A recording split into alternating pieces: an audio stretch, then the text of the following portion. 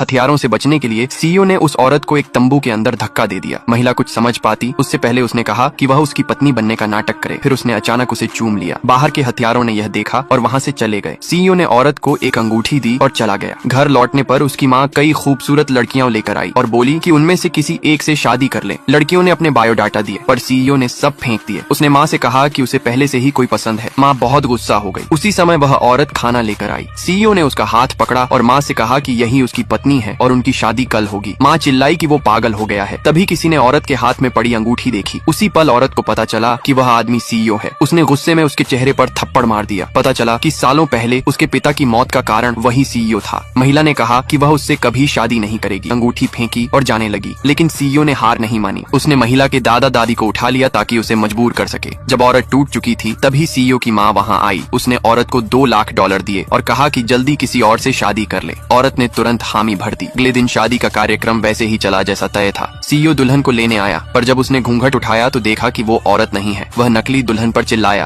पर तभी उसकी माँ आ गई और बोली कि शांत हो जाओ। सीईओ पीछे हटा और अपने आदमियों को कहा कि उस औरत को तुरंत ढूंढो। इसी बीच वह औरत अपनी शादी कर रही थी। शादी शुरू ही हुई थी कि सीईओ हेलीकॉप्टर से वहां उतरा। उसके साथ दर्जनों बॉडीगार्ड थे। वह औरत के पास गया और बोला कि उसने हिम्मत कैसे की किसी और से शादी करने की। औरत ने डर दबाया और साफ कहा कि वो उससे कभी शादी नहीं करेगी। सीईओ हंसा और बोला कि वो हमेशा उसकी रहेगी। फिर उसने उसके माथे पर हल्का चुंबन दिया, लेकिन अगले ही पल एक हादसा हो